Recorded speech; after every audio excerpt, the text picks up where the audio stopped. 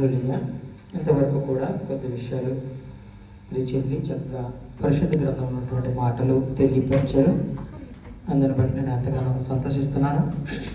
నేరుగా కొన్ని విషయాలు పరిశుద్ధ గ్రంథం ఉన్నటువంటి చాలా శ్రేష్టమైనటువంటి మాటలు ఒక 5 విషయాలు మీకు తెలియపరుస్తానండి.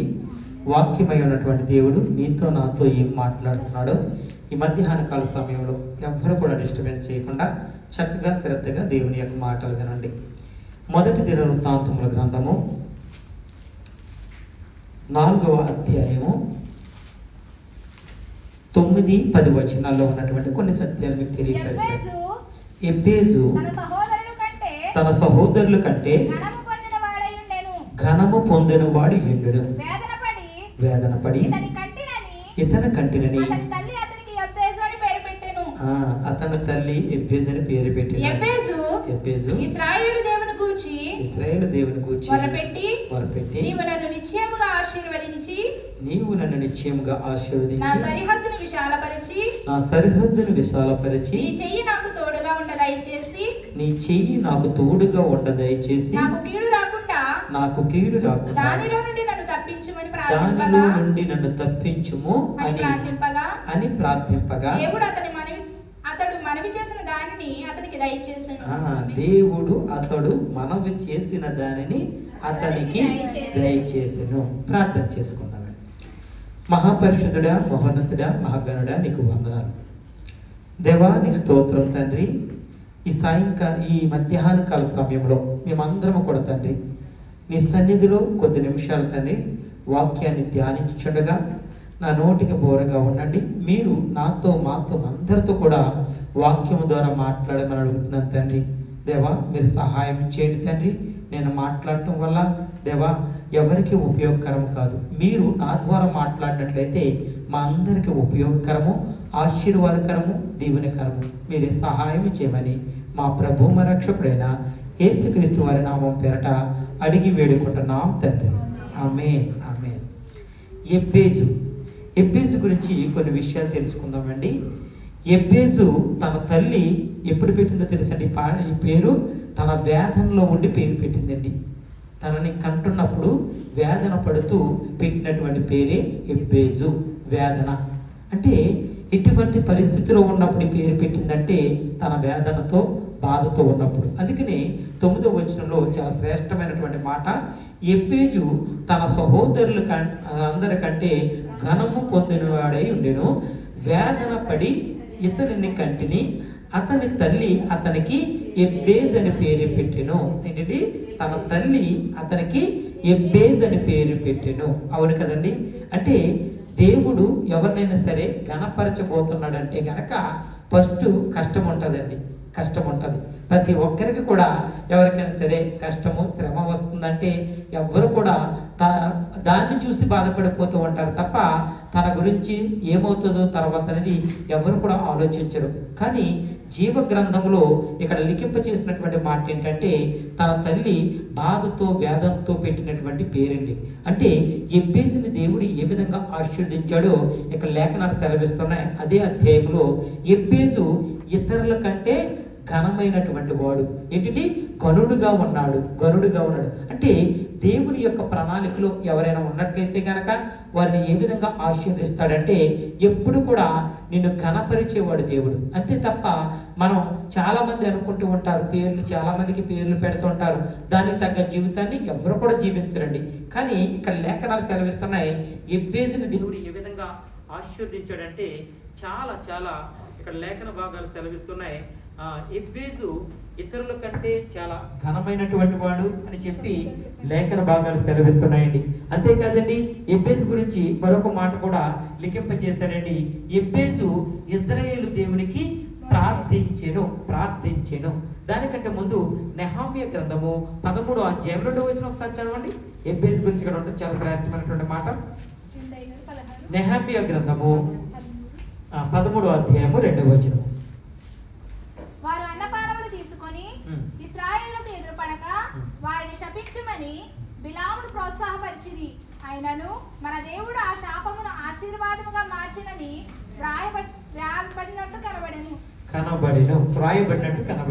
చూస్తారంటే ఇక్కడ లేఖనాలు నెహమ్యా గ్రంథంలో ఏమన్నారంటే వారు అన్నపానములు తీసుకుని ఇజ్రాయేలుకు ఎదురు పడగా వారిని శపించుమని బిలామును ప్రోత్సాహపరిచి, అయినను మన దేవుని శాపమును ఏం చేశాడంటే ఆశీర్వాదంగా మార్చినని వ్రాయబడినట్టు కనబడెను. ఏంటంటే కొంతమందికి శాపాలు వస్తాయండి. ఆ శాపాలను కూడా దేవుడు ఎలా మారుస్తాడు తెలుసండి? ఆశీర్వాదంగా మారుస్తాడు. అలా మార్చాలంటే ఎలా ఉండాలండి?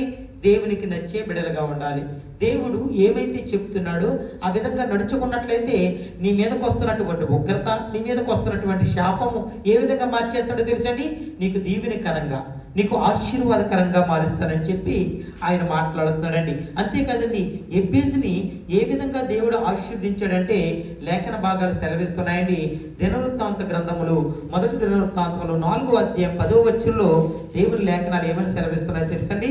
మొదటి దినవృత్తాంతములు 4వ అధ్యాయం 10వ వచనంలో ఇశ్రాయేలు దేవుని గురించి మొరపెట్టి, నీవు నన్ను నిశ్చయముగా ఆశీర్వదించి నా సరిహద్దును విశాలపరిచి నీ చెయ్యి నాకు తోడుగా ఉండ దయచేసి నాకు కీడు రాకుండా దానిలో నుండి నన్ను తప్పించుము అని ప్రార్థింపగా దేవుడు అతడు మనవి చేసిన దానిని అతనికి దయచేసెను. ఆమేన్, ఆమేన్. ఇక్కడ లేఖన భాగాలు ఏమని సెలవిస్తున్నాయంటే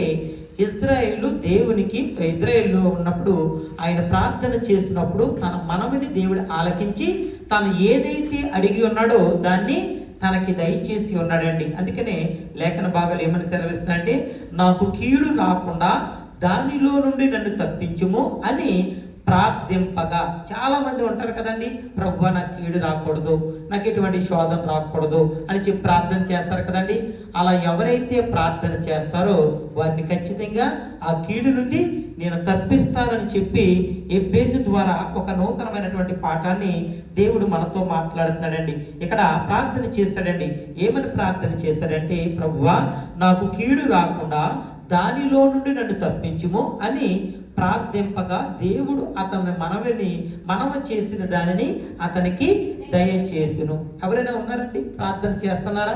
ప్రభువా నాకు కీడు రాకూడదు, నా కుటుంబానికి శోధన రాకూడదు, నాకు ఎటువంటి విపత్తు రాకూడదని మీరు ప్రార్థన చేస్తే ఆ ప్రార్థన మనవిని దేవుడు ఆలకించి మీకు దయచేస్తాడండి ఖచ్చితంగా. అలా చేసేవారుగా మనం ఉండాలండి. చాలా మంది కూడా సెల్ఫ్ అంటే నేను బాగుండాలి, నా బిడ్డలు బాగుండాలి, నా కుటుంబం బాగాలి అలాగే కోరుకుంటారు. కానీ దేవుడు అంటున్నాడు అలా కోరుకోవడం తప్పు కాదు, కానీ మనం అందరి విషయంలో కూడా ప్రార్థన చేసేవారిగా ఉండాలి. ఎవరికైనా కష్టంలో ఉన్నదని చెప్పినప్పుడు వెంటనే మనం రెస్పాండ్ అవ్వి, ఎందుకు నేను ఆశ్రయిస్తారండి వాళ్ళు? సహోదరికి చెప్తే ప్రార్థన చేస్తుంది, ఆవిడ ప్రార్థన చేస్తే దేవుడు ఆలకిస్తాడు, నా పట్ల కార్యం జరుగుతుంది. ఒక నమ్మకం వాళ్ళకి. ఆ నమ్మకంతో మనల్ని అడిగినప్పుడు మనం ఎంత మాత్రం కూడా తృణీకరించకూడదు. అక్క నేను ప్రార్థన చేస్తాను, అనియా నేను ప్రార్థన చేస్తాను, తప్పకుండా దేవుడు కార్యం ఒక పాజిటివ్ రెస్పాండ్ మనం చెప్పాలండి. ఎవరూ కూడా నెగిటివ్గా మనం మాట్లాడటానికి వీల్లేదు. ఎందుకంటే లేఖన భాగాలు సెలవిస్తున్నాయి, ఇజ్రాయేలు దేవునికి ప్రార్థించాడండి ఎబ్బేజు ఎప్పుడైతే ప్రార్థన చేశాడో ఆ ప్రార్థనని దేవుడు ఆలకించి ఉన్నాడు. దేవునికి స్తోత్రం కలిగిన గాక. ఆయన చేసినటువంటి 4 ప్రాముఖ్యమైనటువంటి ప్రార్థనలు ఏంటో తెలుసండి? నన్ను నిశ్చయముగా ఆశీర్వదించమన్నాడు. దేవునికి స్తోత్రం కలిగిన గాక. దేవుని మనం ఏమని అడగాలో తెలుసండి? ప్రభువా నన్ను నిశ్చయముగా ఆశీర్వదించు, నా కుటుంబాన్ని నిశ్చయముగా ఆశీర్వదించు, నా బిడ్డల్ని నిశ్చయంగా ఆశీర్వదించు, నా సంఘాన్ని నిశ్చయముగా ఆశీర్వదించు. అంటే మన నోటి మాట ద్వారా ఏమైతే పలుకుతున్నామో దాన్ని దయచేసే దేవుడండి. అంటే మరొక మాట చెప్తున్నాడండి. ఎబ్బేజు చేసినటువంటి మరొక ప్రార్థన ఏంటంటే నా సరిహద్దులను విశాలపరచుము. దేవునికి స్తోత్రం కలుగును గాక. మన సరిహద్దులు విశాలపరచాలంటే ఎవరి వల్ల అవుతాయండి? మన వల్ల అవుతాయా? ఏంటో కొన్ని బంధకాలు ఉంటాయండి చాలా మందికి కూడా. అంటే వారి అనుకున్నటువంటి పనులు కావండి. నేను ఇది చేద్దాం అనుకున్నాను, వీసాకి అప్లై చేస్తాను, లేదంటే ఇంకా కొన్ని వివాహాల కొరకు ప్రయత్నాలు చేస్తున్నాము, వివాహాలు కావటం లేదు, లేదంటే గర్భఫలం కొరకు ఎదురు చూస్తున్నాము అని చెప్పి చాలా మంది విజ్ఞాపనలు ఇస్తున్నారండి. దానికి ప్రతిఫలము కలగటం లేదంటే మనం అక్కడితో ఆగిపోకూడదండి. ఎబ్బేజు చేశాడు చూసారండి ప్రార్థన. ఇశ్రాయేలు దేవుడికి ఎబ్బేజు ఏ విధంగా ప్రార్థన చేస్తాడండి? ఆయన అంటున్నాడు నా సరిహద్దులను విశాలపరచు. ఈ వచనం 10వ వచనంలో ఉందండి. నా సరిహద్దులను విశాలపరచు ప్రభువా అని చెప్పి ఎబ్బేజు దేవుడిని అడిగాడండి. అడిగినప్పుడు దేవుడు తన మనవిని ఆలకించెను. అలాగే ఆయన చెప్తున్నటువంటి మరొక ప్రార్థన ఏంటంటే, నీ చెయ్యి నాకు తోడుగా ఉండునట్లు చేయము. దేవునికి స్తోత్రం కలిగింది. దేవుడి చెయ్యి మన మీద ఉందనుకోండి, ఎంత ఆశీర్వాదం అండి, చాలా ఆశీర్వాదం. నా ప్రియ సహోదరులారా, ఎప్పుడు కూడా మనం కోరుకునేది ఏంటంటే దేవుడు హస్తము మన మీద ఉండాలి, దేవుని యొక్క దీవెనలు మన మీద ఉండాలండి. ఖచ్చితంగా అలా ఉండాలి అన్నట్లయితే మనం దేవుణ్ణి అడగాలండి. అడిగితే ఖచ్చితంగా మనల్ని పొందుకునే వారిగా ఉంటామని సత్యాన్ని మీరందరూ కూడా తెలుసుకోవాలని నేను ప్రభు పేరట తెలియపరుస్తున్నాను. అలాగే ఎబ్బేజు చేసినటువంటి మరొక ప్రార్థన ఏంటంటే, కీడు నుండి నన్ను తప్పించుము. కీడు వచ్చిన వెంటనే మేము ఏం చేస్తామండి, పక్కన వాళ్ళకి ఫోన్ చేసి అక్క నాకు ఎలా జరిగింది, అన్నయ్య నాకు ఎలా జరిగింది, ఏవండి ఎలా జరిగింది అని చెప్పుకుంటూ ఉంటాం. వాళ్ళకి కాదండి, సాక్షాత్తు దేవునికి మనం చెప్పాలండి. ఎబ్బేజు ఎవరికి చెప్పాడో తెలుసండి, ఇజ్రాయేలు దేవుడు అయినటువంటి ప్రభు అయిన యేసుక్రీస్తు వారికి ఏం చేశాడంటే, కీడు నుండి నన్ను తప్పించుము.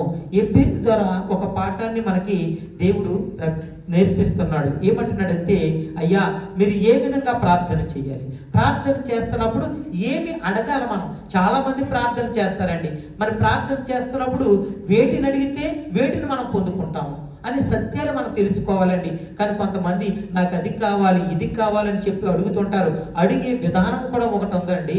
ఎబ్బేజు మాట్లాడుతున్నటువంటి మాట ఏంటంటే, ప్రభువా నన్ను నిశ్చయంగా ఆశీర్వదించమన్నాడండి మొదటగా ఆయన చేసినటువంటి ప్రార్థన. రెండవది ఏమంటున్నాడంటే, నా సరిహద్దులను విశాలపరచు ప్రభువా, నాకేమైనా బంధకాలు ఉంటే దాని నుంచి విడుదల దయచే ప్రభు అని చెప్పి దేవునికి విన్నపించుకుంటున్నాడండి. ఎబ్బేజు చెప్తున్నటువంటి మాట ఏంటంటే, దేవునికి ఏ విధంగా ప్రార్థన చేస్తున్నాడంటే, నీ చెయ్యి నాకు తోడుగా ఉంచు ప్రభు అని చెప్పి ప్రార్థన చేస్తున్నాడండి. తర్వాత ఎబ్బేజు చేస్తున్నటువంటి ప్రార్థన ఏంటంటే, కీడు నుండి నన్ను తప్పించుము. ఎన్ని శ్రేష్టమైనటువంటి మాటలండి. ఇవన్నీ కూడా మన జీవితంలో జరుగుతున్నటువంటివే. జరగట్లేదు అనుకుంటున్నారేమో, ప్రతి ఒక్కరి కుటుంబంలో ఉంటాయి. ప్రతి ఒక్క సహోదరుడు ఫేస్ చేస్తున్నారు ఇవన్నీ కూడా. కీడు జరగట్లేదండి, మనం మేలు చేస్తున్నామండి, అయినా సరే వారు ఏం చేస్తున్నారు, మనకి కీడు తలపెడుతున్నారు. అయినా సరే అది ఏమంటాడు దేవుడు, అది నీకు మేలే, కానీ దాన్ని తీసుకోలేకపోతున్నాం మనం. వెంటనే కీడు చేసిన వారికి ఏం చేస్తాం తెలుసని, వెంటనే రివెంజ్ తీర్చుకుంటాం, పగకి ప్రతీకారం తీసుకుంటుంటాం. కానీ అలా తీర్చుకోవడానికి వీల్లేదు. ప్రభు అన్నాడు, నువ్వు కీడు చేసావు, నువ్వు మేలు చేసావు, అయినా వారిని కీడు తలపెట్టారా, అయినప్పటికీ అది నీకు మేలే. ఎంత గొప్ప మాట అండి. కానీ వింటానికి బాగుంటుంది పాస్టర్ గారు, మేము తట్టుకోలేమండి. వెంటనే ఒక మాట అంటే 10 మాటలు అనేయాలి. మనం తిట్టారా మనం తిట్టేయాలి, కొట్టారా కొట్టేయాలి. అది ఎప్పుడుతో తెలుసండి, పాత నిబంధనలో పంటికి పన్ను కన్నుకు కన్ను అంటే ఏం చేస్తే దానికి రివెంజ్ తీర్చుకున్నారండి. కొత్త నిబంధనకు వచ్చినప్పటికి ఏమంటున్నాడు తెలుసండి, అయ్యా మీరు ఏమీ చెయ్యొద్దు, వారి కోసం ప్రార్థించండి అంటాడండి. శత్రువుల కొరకు ప్రార్థించమంటున్నాడండి. నిన్ను గాయపరిచే వారి కోసం ప్రార్థన చేయమన్నాడండి. నిన్ను బాధ పెట్టి వారికి తీసుకొచ్చి ఆహారం పెట్టమంటున్నాడండి. ఎంత గొప్ప దేవుడు అండి. అది చేయటం మన వల్ల అవుతుంది, ఎవరి వల్లను కానీ కాదండి. కానీ సాక్షాత్తు దేవుడు చెప్తున్న మాట ఏంటంటే, అయ్యా మీరేం చేస్తారంటే నేను చెప్పినట్టు మీరు చెయ్యండి అంటున్నాడండి. ఎందుకంటే మీ పక్షాన నేను వారితో వాద్యం ఆడేవాడిని, మీ పగని నేను తీర్చుకుంటాను అంటున్నాడండి. సాక్షాత్తు దేవుడే చెప్తున్నాడండి. కాబట్టి మనం అందరము కూడా ఈ సత్యాన్ని ఎప్పుడు కూడా మర్చిపోకూడదండి. కొత్త నిబంధన కొన్ని క్రమాలు పెట్టింది, ఆ పాత నిబంధనలో కొన్ని క్రమాలు పెట్టింది, కొత్త నిబంధనకు వచ్చినప్పటికీ మరికొన్ని క్రమాలు పెట్టి ఉన్నారు. కాబట్టి మనం అందరం కూడా చాలా మంది పాత నిబంధనని బట్టి మాట్లాడుతూ ఉంటారు. మరి కొత్త నిబంధనకు వచ్చినప్పటికీ చాలా విషయాలు దేవుడు క్షుణ్ణంగా మనకు అర్థమయ్యే రీతిలో తెలియపరుస్తున్నాడండి. కానీ పాత నిబంధనలో పెట్టినటువంటి ఒక ఆజ్ఞ కూడా ఉందండి. ఏమంటున్నాడు తెలుసండి, మీ దశమ భాగము అంటే మీరు ఎంతైతే కష్టపడతారో అందులో 10% నాకు ఇవ్వాలంటున్నాడండి. అది పాత నిబంధన. కొత్త నిబంధనకు వచ్చినప్పటికీ మీ హృదయంలో నిశ్చయించుకున్నదే నాకు తీసుకురండి అన్నాడు. ఎంత గొప్ప మాట అండి. అంటే నీకు ఎంత ఉంటే అంత ఇవ్వమంటున్నాడు. మరి ఇక్కడికి వచ్చినప్పటికీ నువ్వు ఎంతైతే నాకు మనస్ఫూర్తిగా ఇవ్వాలనుకున్నావో అంత నాకు తీసుకొచ్చేవాడిని, అందులో మళ్ళీ తీసుకోవాలని ఆలోచించొద్దు. అది ఈ క్రమం. కాబట్టి మనం అందరము కూడా ఈ 2 జ్ఞాపకం పెట్టుకోవాలి. పాత నిబంధనలో దేవుడు పెట్టినటువంటివి గుర్తుపెట్టుకోవాలి, కొత్త నిబంధనలో దేవుడు మనకి ఇచ్చినటువంటి వాక్యాన్ని కూడా గుర్తుపెట్టుకోవాలండి. ఎవరైనా సరే కీడు తల పెడితే పాత నిబంధనలు ఏం చేశారు తెలుసని, వెంటనే దానికి కీడుకు ప్రతి కీడు చేసేవారు. కొత్త నిబంధనకు వచ్చినప్పటికీ ఆయన అంటున్నాడు, కీడు తల పెట్టారా, అయినా సరే దీనికి మేలే, నువ్వు వారికి కీడు తల పెట్టవద్దు. దేవునికి స్తోత్రం కలుగును గాక. మనము ఎలా ఉండాలంటే, దేవుడు వాక్యమై ఉన్నటువంటి దేవుడు నీతో నాతో ఏమి మాట్లాడుతున్నాడో ఆ వాక్యానుసారంగా నడుచుకోవాలని చెప్పి ఎబ్బేజు ద్వారా ఒక 5 శ్రేష్టమైనటువంటి మాటలు తెలియపరిచాడండి. ఎబ్బేజుని తన తల్లి ఏ విధంగా కన్నదో తెలుసండి. చాలా శ్రేష్టమైనటువంటి మాట. వేదన పడి ఇతనిని కంటిని అతని తల్లి అతనికి ఎబ్బేజ్ అని పేరు పెట్టాను. ఎబ్బేజ్ అని పేరు పెట్టాను. వేదనతో కన్నటువంటి బిడ్డ అండి అతను చెప్తున్నటువంటి మాటలు ఏంటంటే, నేను ఈ విధంగా ప్రార్థన చేస్తాను, దేవుడు ఏం చేశాడో తెలుసండి, నా ప్రార్థన మనవిని ఆలకించెను. దేవునికి స్తోత్రం కలుగును గాక. మనము కూడా ఎబ్బేజు లాగా మనం అడిగినట్లయితే మన ప్రార్థన మనవిని దేవుడు ఆలకిస్తాడు. అందులో సందేహం లేదు. ఎంత మాత్రం కూడా అడగాలి కదా. అడిగే విధానం ఎలా ఉందో చూసారు కదండి. ఈ విధంగా అడిగితేనే మన ప్రార్థన ఆలకిస్తాడు. అంతేగాని నాకు అది కావాలి ఇది కావాలి ఊహకు మించినటువంటి అడగకూడదండి. మన అర్హత, మన దానికి ఎలిజిబిలిటీ కాదు మనకు తెలుసు కదా. నేను కారు అడిగానంటే డ్రైవింగ్ నేర్చుకుని కారు అడిగితే బాగుంటుంది. డ్రైవింగ్ నేర్చుకోకుండా కారు అడిగితే అది ఎంత సాధ్యం అండి? లేదు. మనం డ్రైవింగ్ చేస్తూ ప్రవ్వా ఈ డ్రైవింగ్లో నేను పాస్ అవ్వాలని కోరుకుంటూ పాస్ అయిన తర్వాత కారు కొనుక్కోవాలనుకుంటున్నానండి, దానికి ధనాన్ని సహాయం చేయి ప్రవ్వా అని అడిగితే ఒక పద్ధతి ఉంటుంది. మనం అడిగే విధానం కూడా ఇక్కడ చాలా స్పష్టంగా చెప్పాడు. ఒక ఎబ్బేజు ద్వారా ఒక పాఠాన్ని మనకు నేర్పిస్తున్నాడు. ఎబ్బేజు ఆశీర్వదించబడ్డాడండి. ఎబ్బేజు ఆయన యొక్క సరిహద్దులు విశాలపరచబడ్డాయండి. ఎబ్బేజుకి దేవుని యొక్క సన్నిధి తోడుగా ఉండండి. ఎబ్బేజు రక్షణ పొందుకున్నాడండి దేవుని దగ్గర నుంచి. అంటే కదండి, కీడు నుండి నన్ను తప్పించమన్నప్పుడు దేవుడు ఏం చేశారు తెలుసండి, అతన్ని రక్షించెను. దేవునికి స్తోత్రం కలుగును గాక. ఇటువంటి కార్యాలు చేసే దేవుడండి. అటువంటి దేవుణ్ణి మనం ఆరాధిస్తున్నాము, ఇటువంటి దేవుణ్ణి మనం ప్రార్థిస్తున్నాము. ఎవ్వరు కూడా మర్చిపోకండి, ఎబ్బేజుని ఏ విధంగా ఆశీర్వదించాడో, ఎబ్బేజుని ఏ విధంగా తను రక్షించుకున్నాడో, ఎబ్బేజు ప్రార్థన ఏ విధంగా ఆలకించాడో మన ప్రార్థన కూడా దేవుడు ఆలకిస్తాడు అనే సత్యాన్ని ఎవ్వరు కూడా మర్చిపోకూడదని నేను ప్రభు పేరట మీకు తెలియపరుస్తున్నాను. అలాగే జీవగ్రంథంలో కొన్ని ప్రాముఖ్యమైనటువంటి విషయాలు ఉన్నాయండి. ఏంటో ఒకసారి చూద్దామండి. ఇవి మనకి తెలుసుకోవటం చాలా మంచిదండి. మనం తెలుసుకోవటం చాలా చాలా మన ఆత్మీయ జీవితానికి చాలా శ్రేష్టమైనది. రోమిల్ రాసినటువంటి పత్రిక 2వ అధ్యాయము 13వ వచనము. రోమిల్ రాసినటువంటి పత్రిక 2వ అధ్యాయం 13వ వచనం చదవనమ్మా. ధర్మశాస్త్రం వినువారు దేవుని దృష్టికి నీతిమంతులు కారు గాని ధర్మశాస్త్రమును అనుసరించి ప్రవర్తించు వారు నీతిమంతులుగా ఎంచబడుదురు. ఆమేన్ ఆమేన్. మరొకసారి నేను చదువుతున్నానండి, చాలా శ్రద్ధగా వినండి. రోమిల్ రాసినటువంటి పత్రిక 2వ అధ్యాయము 13వ వచనం. ప్రతి ఒక్కరు కూడా పరిశుద్ధ గ్రంథం అన్నటువంటి రెఫరెన్స్ చూడండి. తీసుకుని చదవగలుగుతారుగా. ధర్మశాస్త్రము వినువారు దేవుని దృష్టికి నీతిమంతులు కారు. సరిపోతాం. ధర్మశాస్త్రం అనగా ఏంటంటే తెలుసండి, ఈ పరిశుద్ధ గ్రంథము అంటున్నాడు, వినువారు దేవుని దృష్టికి నీతిమంతులు కారండి. అంటే అందరూ వింటున్నారండి. వింటున్న వాళ్ళందరూ కూడా నీతిమంతులు కారు. ఎవరో నీతిమంతులు తర్వాత వచ్చిన చదవగలి ప్రవర్తించు వారే నీతిమంతులుగా ఎంచబడుదురు. ఆమేన్. ఈ వాక్యాలు వింటూ దీని ప్రకారం ఎవరైతే నడుచుకుంటారో వారే నీతిమంతులు. చాలా మంది కూడా నేను చర్చికి వెళ్ళానండి, నేను గుడికి వెళ్ళానండి, చక్కగా వాక్యం విన్నానండి అని చెప్తూ ఉంటారు.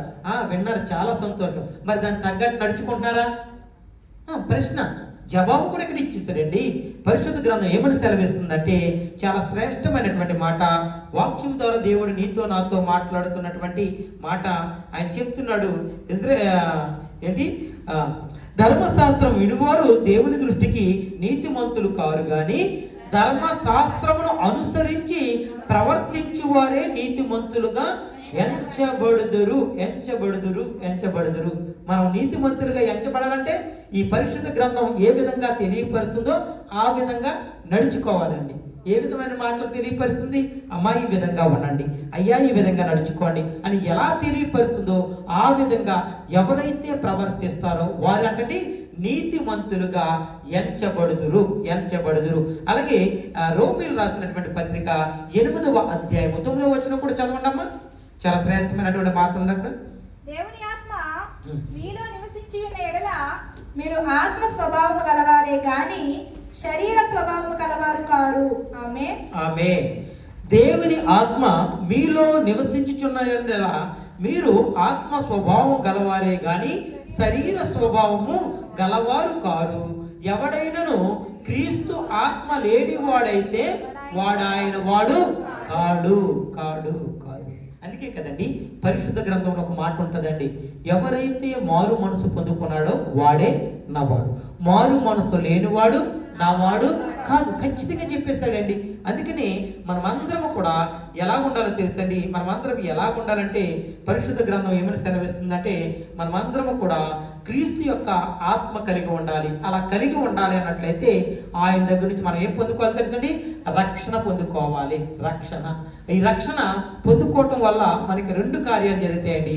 ఒకటి, మనము దేవునికి దగ్గరగా జీవిస్తాం. 2, ఆ రక్షణ ప్రకారం మనం నడుచుకున్నట్లయితే మన ఆత్మీయ జీవితాన్ని క్రమంగా దేవుని వాక్యానుసారంగా మనం జీవించినట్లయితే నిత్య జీవానికి వెళ్ళటానికి ఒక మార్గము. చాలా మంది కూడా చెప్పేది మోక్షం అంటారు. మరి కొంతమంది నిత్య జీవము, మరి కొంతమంది పరలోకము, స్వర్గము అంటుంటారు. కానీ వీటన్నిటికి వెళ్ళడానికి మార్గం ఎవరండి? ఇక్కడ లేఖనాలు చాలా స్పష్టంగా తెలియపరుస్తున్నాయి.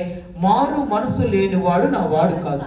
ఎవరైతే మారు మనసు పొందుకుంటారో, ఎవరైతే దేవుణ్ణి క్రీస్తుని సొంత రక్షకుడుగా అంగీకరిస్తారో వారండి దేవుని కుమారుడు, దేవుని కుమార్తె. ఈ సత్యాన్ని ఎవ్వరు కూడా మర్చిపోకండి. నేను దేవుని మందిరానికి వెళ్తున్నానండి, కానుకలు ఇస్తున్నానండి, అలాగే రెంట్లు కడుతున్నానండి, ఇంకా చేస్తాను, చాలా విషయాలు చెప్పొచ్చు. ఇవన్నీ మిమ్మల్ని నిత్య జీవానికి నడిపించవు. ఇది సత్యం. ఎందుకంటే మనల్ని నడిపించేది, మన నిత్య జీవానికి మనకు వెళ్ళడానికి ఒక మార్గం ఎవరై ఉన్నారో తెలుసండి? క్రీస్తు. సేవకుడు కాదండి, క్రీస్తు అయి ఉన్నాడు. ఆ క్రీస్తు ఏమైతే చెప్తున్నాడో ఆ విధంగా మనం నడుచుకోవాలి. సేవకుడిగా నా పని ఏంటి? ఈ పరిశుద్ధ గ్రంథంలో ఉన్నటువంటి మాటలు మీకు బోధించము, చెప్పడం నా పని. మరి చెప్తున్న మాటల ప్రకారం నడుచుకోవటం అది మీ పని. మీరు నిజంగా వాక్యం ఏ విధంగా సెలవిస్తుందో ఆ విధంగా మీరు నడుచుకున్నట్లయితే మీరు ఖచ్చితంగా దేవుని యొక్క మార్గంలో ఉంటారు. ఒకవేళ ఏదో చెప్తుంటాడు పాస్టర్ గారు అని చెప్పి పెడచెవు పెట్టినట్లయితే మీరు క్రీస్తు మార్గం కాకుండా 2వ మార్గం ఏంటండి? అది మనల్ని ఎక్కడ తీసుకెళ్తుందండి? పాతాళానికి తీసుకెళ్తుంది. అది ఏంటంటే సాతానుడి యొక్క మార్గము. మనం చాలా మంది కూడా ఎంచుకునే మార్గాల్లో, సెలక్షన్లో కూడా ఏం ఎంచుకుంటారో తెలుసండి? దేవుని మార్గం ఎవరు కూడా ఎంచుకునే మార్గాలన్నీ కూడా లోకానుసారమైన మార్గాలు ఎంచుకుంటారు. ఆ లోకానుసారంగా ఉన్నటువంటి మార్గాలు ఏం చేస్తాయి తెలుసండి? మనం పాడు చేస్తాయి. మరి పాడైపోవడం దేవుడికి ఇష్టమా? అమ్మా నా మాటలు వినండి, అయ్యా నా మాటలు వినండి, నా మాటలు విని నువ్వు మారు మనసు పొందుకుని నాతో మీరు ఉండండి అంటున్నాడు అంతే. కానీ ఎవరు వింటున్నారండి? ఇక లేఖనాల ద్వారా ఆయన చెప్తున్నటువంటి శ్రేష్టమైనటువంటి మాట ఏంటో తెలుసండి? చాలా శ్రేష్టమైనటువంటి మాట. ధర్మశాస్త్రమును అనుసరించి ప్రవర్తించు వారే నీతిమంతులుగా ఎంచబడుతురు. ఈ ధర్మశాస్త్రం మాటలు ఎవరైతే వింటారో దాని ప్రకారం నడుచుకోవాలండి. ఏదో వింటుంటే సరిపోదండి. నేను వింటున్నాను, వెళ్ళాను, ఈ రోజు వాక్యం విన్నాను అని చెప్తే సరిపోదండి. విన్న మాటల ప్రకారం మనం నడుచుకోవాలి. అలా నడుచుకుంటే మనల్ని ఏమంటాడు తెలుసండి? నీతిమంతులుగా మీరు ఎంచబడతారు. అలా ఎంచబడాలంటే ఈ ధర్మశాస్త్రంలో ఉన్న మాటలు వింటూ వాటి ప్రకారం నడుచుకోవాలి. అంతేకాదండి, ఆయన ఏమంటున్నాడంటే ఎవడైనను క్రీస్తు ఆత్మ లేని వాడైతే ఆయన వాడు కాదు. ఎవడైనను మారు మనస్సు పొందకపోతే వాడు నా వాడు కాదు. చాలా స్పష్టంగా ఉందండి ఈ మాటలు. వింటానికి చాలా బాగుంటాయి, బాగా చక్కగా చెప్తారు, రెఫరెన్స్ కూడా. కానీ ఎందుకు మనం పాటించడం లేదు? ఎంతమంది అండి ఇంకా దేవునికి దూరంగా ఉన్నారు, ఇంకా లోకంలో ఉన్నారు. ఎంతో మంది. నేను ఆశీర్వదించబట్టలేదు, నేను దీవించబట్టలేదు, నేను ఇంకా ఇలాగ ఉన్నాను. ఎంత ప్రార్థన చేసినా నాకంటే వెనకాల వచ్చిన వాళ్ళు ఆశీర్వదించబడుతున్నారు, నాకంటే వెనకాల ఉన్నటువంటి వారు నాకంటే ముందుగా వెళ్తున్నారు. అయ్యా ఏమైపోతుంది నా పరిస్థితి? నేను ఎంత ఎక్స్పీరియన్స్ ఉంది, నాకెంత, మా కుటుంబం అంతా కూడా, నా తల్లిదండ్రులు అలాగే మా కుటుంబస్తులు అందరూ కూడా దైవికమైనటువంటి కుటుంబం, అయినా సరే నేను నేను అయినా సరే కూడా ఎక్కడ వేసినటువంటి గొంగలు అక్కడే, నేను ఇంకా వెనక్కి వెళ్ళిపోతున్నాను, వెనక్కి వెళ్ళు. ఇవి ప్రశ్నలన్నీ కూడా, ఆ జవాబులన్నీ కూడా ఇక్కడ ఉన్నాయండి. అమ్మా, నువ్వు ఆశీర్వదించబడాలా, దీవించబడాలా, వింటున్నావు కదా వాక్యం, దాని ప్రకారం నడుచుకో అంతే చెప్తున్నాడు ఆయన. కానీ చాలా మంది కూడా వినేవారుగా ఉన్నారు, కానీ దాని ప్రకారం నడుచుకునేవారుగా కొద్ది మంది వేళ్లతో లెక్క పెట్టొచ్చండి, వేళ్లతో లెక్క పెట్టచ్చు. జాగ్రత్త నా ప్రియ సహోదరి సహోదరులారా, వాక్యమై ఉన్నటువంటి దేవుడు ఆయన చెప్తున్నటువంటి మాట ఏంటంటే, రోమిలు రాసినటువంటి పత్రిక 9వ అధ్యాయము 8-9 వచనాల్లో కూడా చాలా శ్రేష్టమైనటువంటి మాటలు ఉన్నాయండి.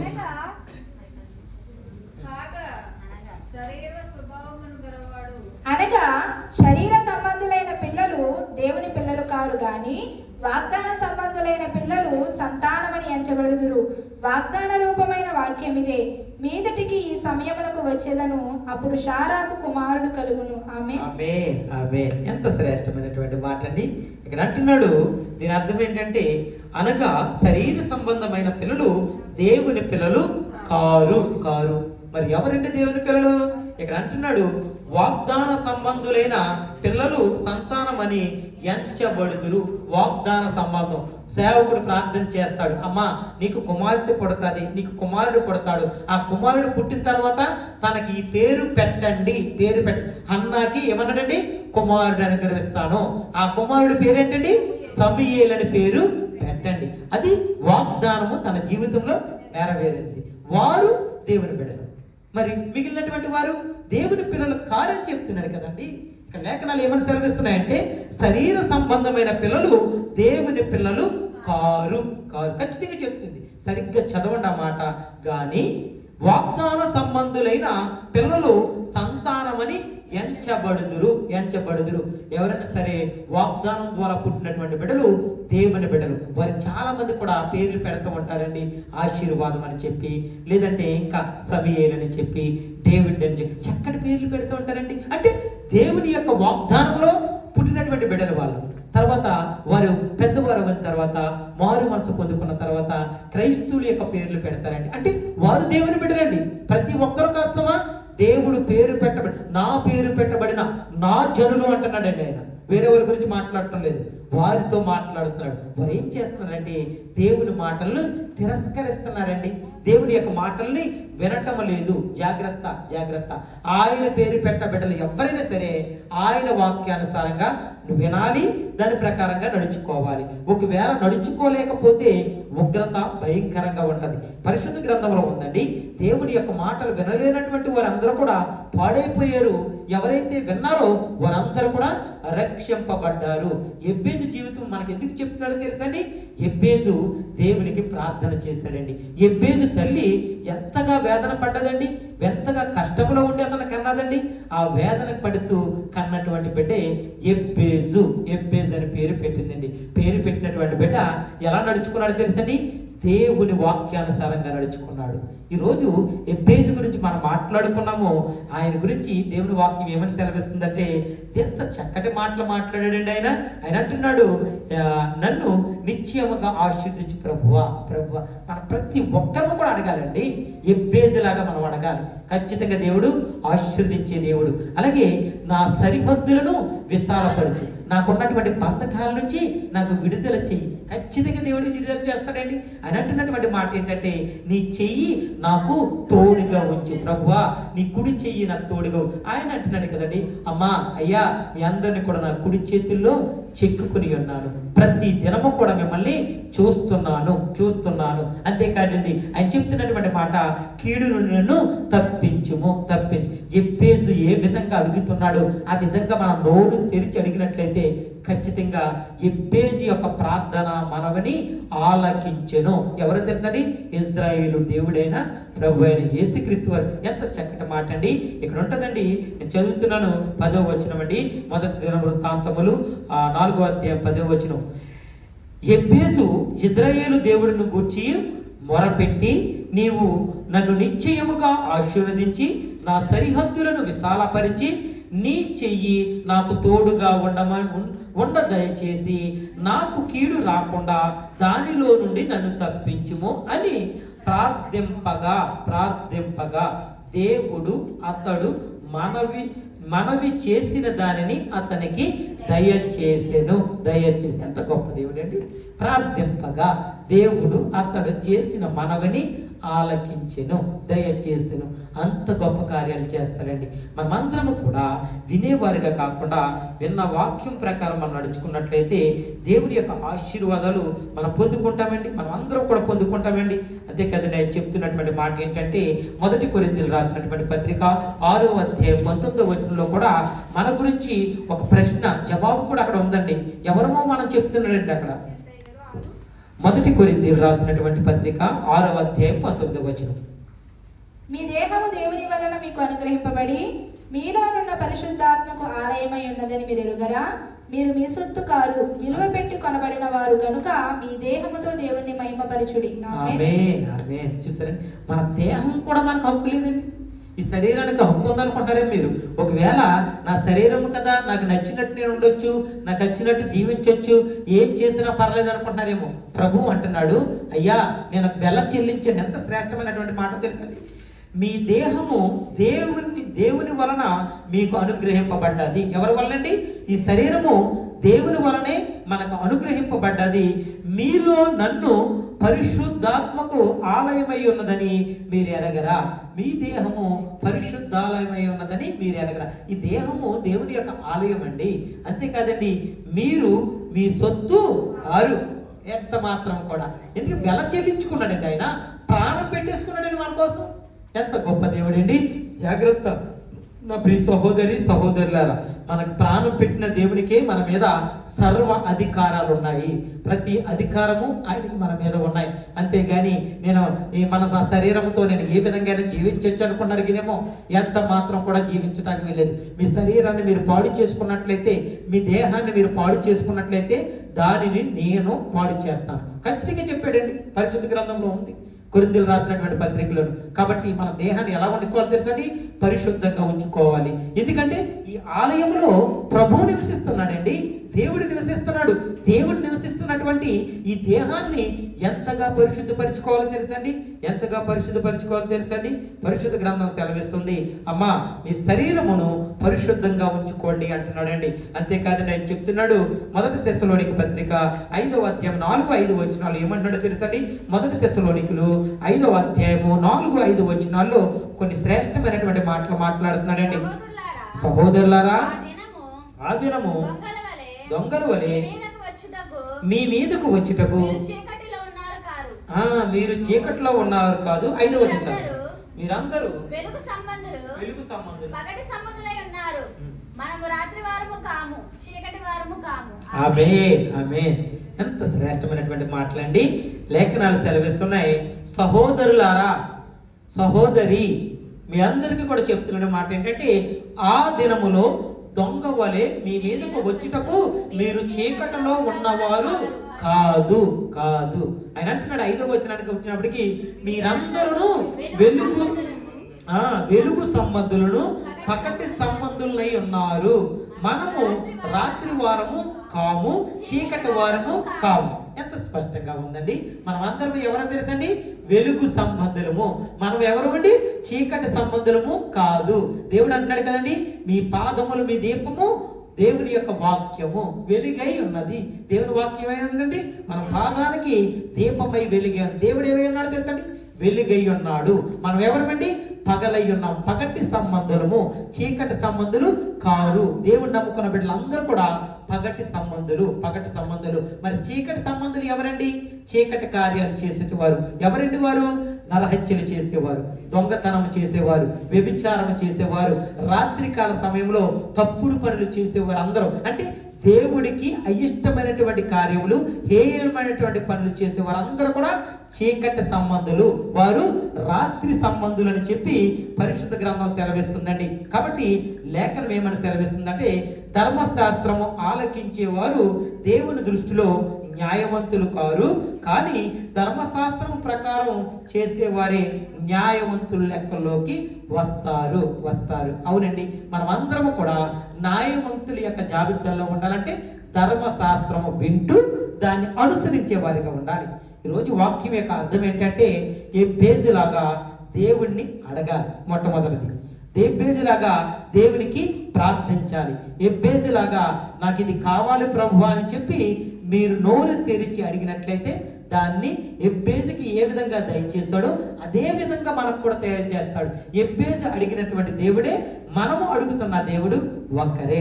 ఈ సత్యాన్ని ఎవరు కూడా మర్చిపోకూడదండి. అంతేకాదండి, ఆయన చెప్తున్నటువంటి మాట ఏంటంటే, ధర్మశాస్త్రము ఆలకించేవారు దేవుని దృష్టిలో న్యాయవంతులు కారు.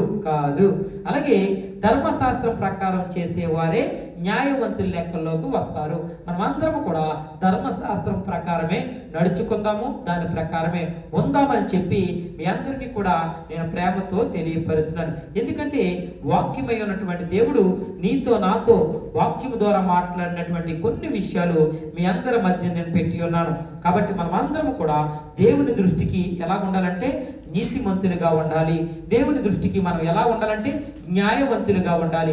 దేవుని దృష్టికి మనం ఎలా ఉండాలంటే యథార్థవంతులుగా ఉండాలి. అలా ఎవరైతే ఉంటారో వారిని నేను స్వీకరిస్తాను, నేను ఆశీర్దిస్తాను. ఎబ్బేజుని ఏ విధంగా ఆశీర్దించాను, ఎబ్బేజు ప్రార్థన నేను ఏ విధంగా ఆలకించాను, అలాగే మీ ప్రార్థన ఆలకిస్తారండి. అందులో సందేహమే లేదు. మనకి ఒక ఎబ్బేజుని ఒక మాదిరిగా దేవుడు చూపించాడండి. కాబట్టి మనం అందరం కూడా వెలుగు సంబంధులము. ఈ సత్యాన్ని ఎవరు కూడా మర్చిపోకండి. మీరు చీకటి సంబంధులు కాదు, మీరందరూ కూడా వెలుగు సంబంధులు అని చెప్పి దేవుని వాక్యం సెలవిస్తుందండి. ఆయన చెప్తూ అంటున్నాడు, మీరు మీ సొత్తు కాదు, మీ దేహాన్ని ఎవరు కూడా పాడు చేసుకోవద్దు అంటున్నాడండి. అంతేకాదు ఆయన చెప్తున్నటువంటి మాట ఏంటంటే, అమ్మా మీరందరూ కూడా ఎలా ఉండాలంటున్నాడంటే, మీరు వాగ్దానమైనటువంటి వాక్యం మీద ఈ మనవి అంటే వాగ్దాన పూర్వకంగా మనం పుట్టినటువంటి వారు అండి. ప్రతి వాగ్దానము కూడా మన జీవితంలో నెరవేరుతుంది. ఆ వాగ్దానాన్ని దయచేసే దేవుడి మాటల్ని మనం చాలా శ్రద్ధగా వినాలండి. చాలా శ్రద్ధగా విని ఆ వాక్యానుసారంగా నడుచుకోవాలని నేను ప్రభు పేరట మీ అందరికీ తెలియపరుస్తున్నానండి. ఎందుకంటే ఎబ్బేజుని మనకు ఒక మాదిరిగా ఉంచాడండి. ప్రభు అయిన యేసుక్రీస్తు వారు మనకు ఒక మాదిరిగా ఉన్నాడండి. ఎందుకంటే దేవుడు చెప్తున్నటువంటి మాటలు, వాక్యమైనటువంటి మాటలు మనల్ని ఏం చేస్తాయో తెలుసండి, మనం బలపరుస్తాయి. రెండోది ఏంటంటే ఆలోచింప చేస్తాయి. ఎవరైతే ఆ మాటలు విని వాటి ప్రకారం నడుచుకుంటారో వారి జీవితాలు ఎంత బాగుంటాయో తెలుసండి. ఈమెలాగా ఉండాలి, ఇతరులాగా ఉండాలని చెప్పి జనులు చెప్పుకుంటారండి. ఎందుకంటే మనము దేవుని వాక్యానుసారంగా జీవిస్తున్నాము, దేవుని చిత్తానుసారంగా జీవిస్తున్నాం. నా ప్రియ కుమారుడు, నా ప్రియ కుమార్తె అని చెప్పి దేవుడు చెప్పుకునేవారుగా మనందరం ఉండాలని నేను ప్రభు పేట ఈ మాటలు తెలియపరుస్తూ ఈ నా కొద్ది మాటలు దేవుడు దీవించి ఆశీర్వదించునుగాక. ఆమేన్. ప్రార్థన చేసుకుందాం. మహాపరిశుద్ధుడా, మహోన్నతుడా,